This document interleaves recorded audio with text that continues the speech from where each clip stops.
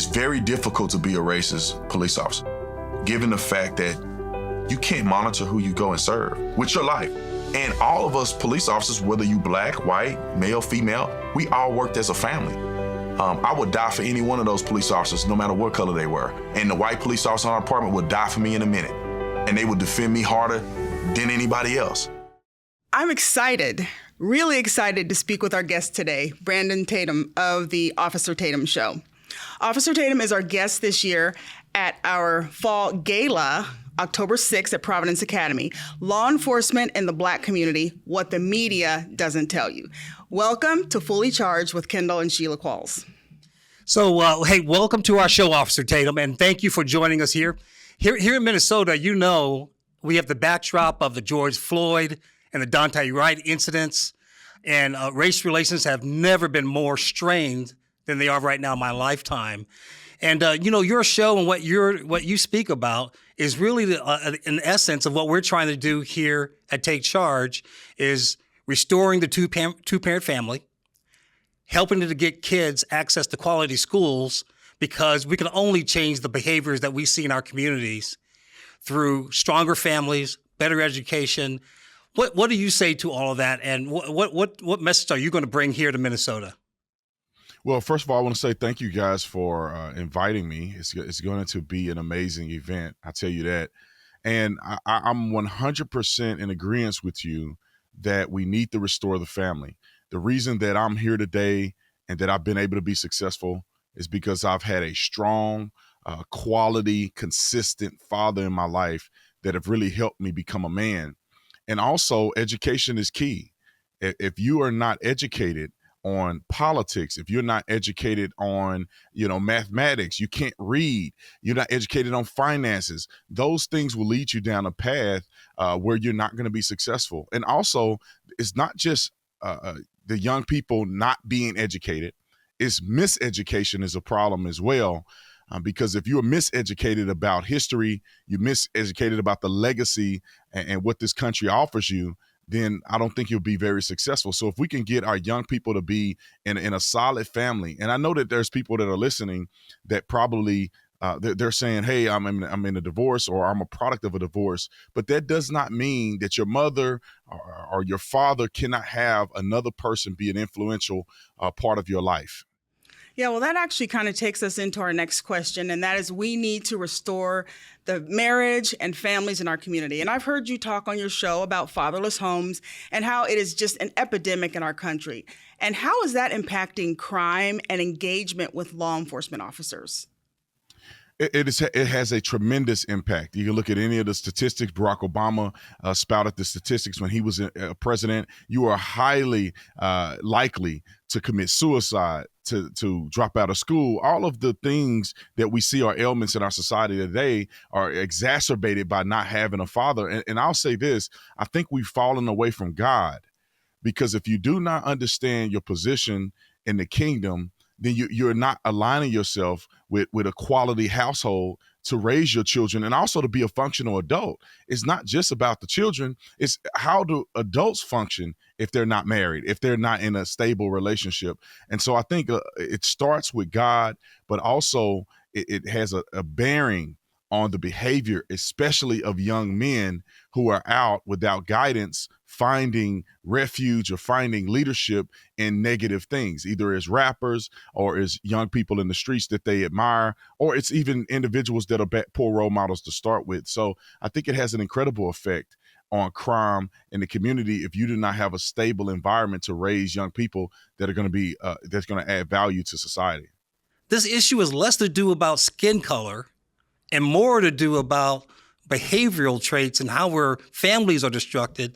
I think you hit the nail on the head. It's not a race thing. It's not a color thing. It's unfortunate that it seems to be Black people have adopted this negative, divisive victim culture.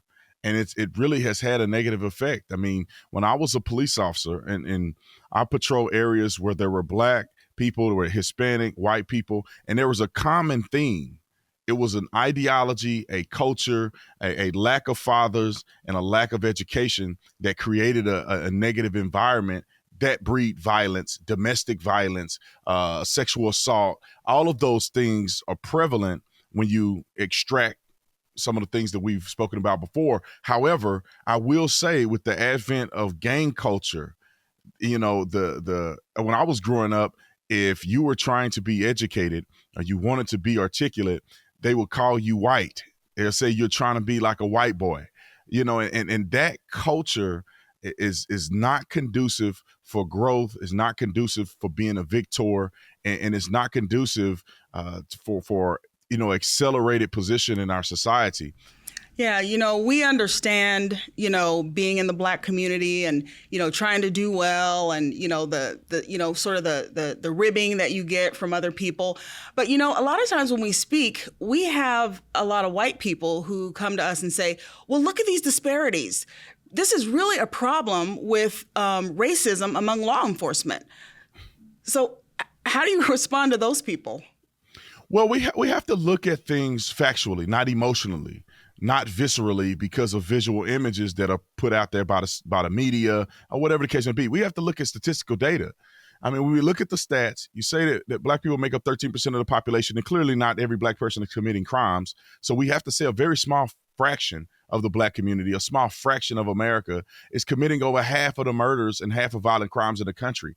When you have a number like that, a disproportional a propensity, I don't know if it's propensity or disproportional action towards violence and crime, then you're going to have a disproportional response from police.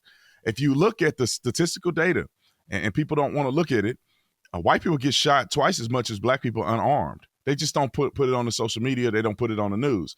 White people get shot twice as much as Black people in general, but they don't never put that number out there. They only speak about Black people getting shot. If you look at the statistical data of responses, you look at the population density, Black people are actually patrolled less given the amount of crime that is committed in the cities than white people. If you look at the stats, you put it all together, there's not a racial systemic component to this. It's a simple fact. When you commit crimes and there's violence in your community, police are going to respond to your community more.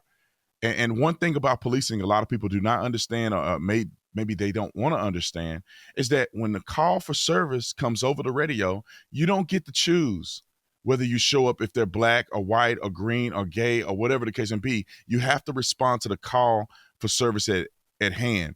And I'll add this point. I believe that officers who patrol in the inner city, who it seems to be in some cases a majority white, I would argue, and I would put my career on the line to say that those are the least racist people in the entire force or in the entire country, because you have to be a person who's open-minded to literally put your life on the line for Black folks. They are the ones that see the young Black men laying in the street dead. They are the ones who have to respond when a kid gets shot in the head through a stray bullet. They're the ones that are responding to rapes. They're the ones that are responding to domestic violence. And in some cases, they're dying in response to some of these cases. I believe with my whole heart that those people are not racist.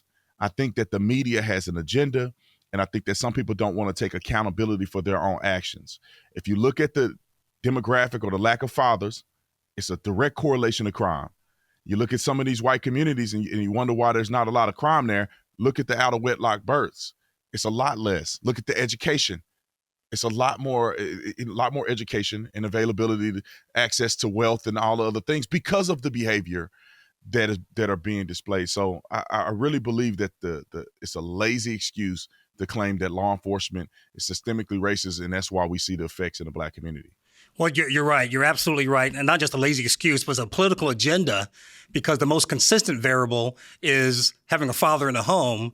But that, unfortunately, rebuilding the nuclear family is not on the top of the list of their agenda.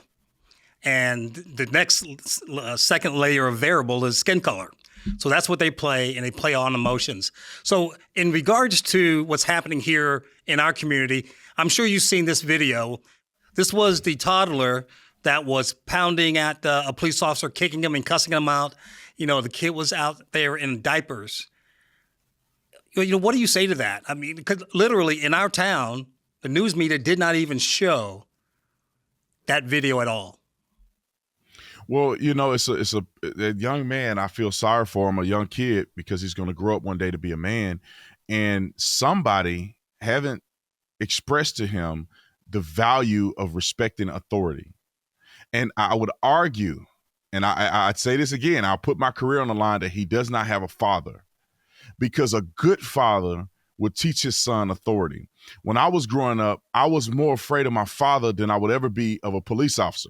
It was Mr. Tatum that I was afraid of, and I would treat people with respect because I didn't want my daddy coming after me.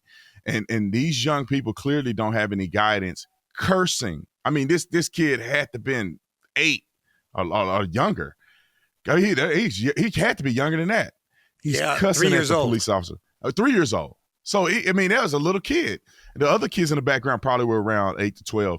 But he was hitting the officers, cursing at them. In diapers. These kids didn't have clothes. And I say this all the time. Just because you don't have money don't mean you have to be illiterate. Just because you don't have money don't mean you have to act a fool. Don't mean you have to be trashy. And it's unfortunate that these parents are allowing these things. I didn't see an adult in sight. My daddy would have snatched me up. My my grandmother would have snatched me up if I was out there behaving in that manner, whether it's a police officer or not. So, we've talked about it from like your perspective in the community. What about your perspective as a police officer and having to go into these communities? yeah, it's very unfortunate and sad because, I'm not gonna lie. Inside, I felt some type of way when I would arrest black men that were around my age, that reminded me of my cousins and reminded me of people I grew up with. It was heartbreaking. Although I treat people exactly the same according to the law and according to the way I believe God wanted me to treat them, but on the inside, I felt some type of way. I'll never forget this call. Young black man, his family is just. We go to calls for service to them almost every week. But he had just gotten out of jail on parole. He stole a car. He jumps out of the car. I'm training a young officer. We ended up driving up to him. He's walking up the sidewalk. He has a bag of drugs. I mean, all kinds of drugs in his hand. He throws it behind his back like he's LeBron James or somebody, thinking that he's going to get away. We arrest him. And I never forget this. He started to cave, right? He wanted to snitch on everybody, and he said, I can't do this time. He started to cry, and he mentioned his grandmother. And I could just feel what grandmother is going to feel like when he's going to prison for 25 years now because he violated his parole or his probation. And it was just sad. And I hate to see it because that young man has a future. He could have a different life. He could do something different with himself. But he didn't have the guidance. Grandmother is worried about him, not my father, not my grandfather. And it's heartbreaking. Every time I go and patrol in these inner cities and I see these young kids that have so much life in them, that have so much potential, and there's times where I wish I could just be their father. I say, look, they come to my house for a week, and I'm gonna get you lined up. I'm gonna show you how it is to be respected and loved, and build you up so you can be a victor and you can conquer this world instead of being a victim. So, yeah, just a little in your last response, you mentioned, kids learning to be victors instead of victims. And actually, that's really the theme of the documentary that we just put out at Take Charge is I Am a Victor with the word victim crossed out. So I think that's really neat. That's exactly the message that we're giving people. So you talked about, you were a police officer and what it was like from your perspective. What kind of pushback or reception do you get from the Black community when you go in and you have to arrest one of these Black kids? Well, I have a diverse experience. Sometimes, you go into some parts of the community and they are happy to see you because they want change. They know that something needs to change. They know that their son is out of control and they need him to be held accountable. So sometimes I'm met with reception and gratitude, and especially because I treat everybody with respect and I'm a godly man. So, it comes out when I approach people. Then there's individuals who absolutely hate me. They want no accountability. I'm working for the white man. And I should be ashamed of myself for arresting people who are committing crimes. So it's a balanced perspective. And I think people may not understand that there's a lot of people in these communities that are adults, that have been raised in these communities, and these young people are out of control, and they want the police to come in and help. They want the police to be more active. And then you have the elements of society, even in the Black community, that they don't want any help. They want a thug on the street. They want to sell drugs. They don't want to hold people accountable. When somebody goes to jail, they're saying, free my homie so-and-so, and that guy's killed 15 Black people. So I've had both experiences. And, I just wish that more people would wake up and look at this as saying, how do we function within our own community? We need to do some introspection. We need to stop looking at the white man, stop acting as if slavery is still affecting us today. We need to look in the mirror. When I do any speech, and I talk about this on my show, look in the mirror. When you look in the mirror and you fix that person in the mirror, then you can go out and you can help other people. But if you are a damaged person, you're going to do nothing but damage other people when you walk away from that mirror. So I wish that our leaders, or we have true leaders. Some of these people are just pimping the community from emotions, but we have true leaders that stand up and say enough is enough. What's our true history? Our true history is excellence. Our true history is perseverance. Absolutely. And thank you so much for joining us next month. Law enforcement in the Black community, what the media doesn't tell you. Officer Tatum, thank you so much for joining us. We certainly have enjoyed having you here. God bless you, and I cannot wait to see you guys next month. Join us October 6th at Providence Academy for Law Enforcement and the Black Community, What the Media Doesn't Tell You, with Officer Brandon Tatum. Well, that's it for this episode of Fully Charged. Thank you so much for joining us. Please subscribe on Apple Podcasts, follow us on Spotify or any other podcast platform. And if you like what you see, as I always say, please give us a 5-star rating while you're there. And to find out more about Take Charge, go to our website at takechargemn.com and subscribe. And if you like what you hear, hey, please help support us. And because we're driving the message of America, that it works for everyone, regardless of race. Thank you, and we'll see you next week.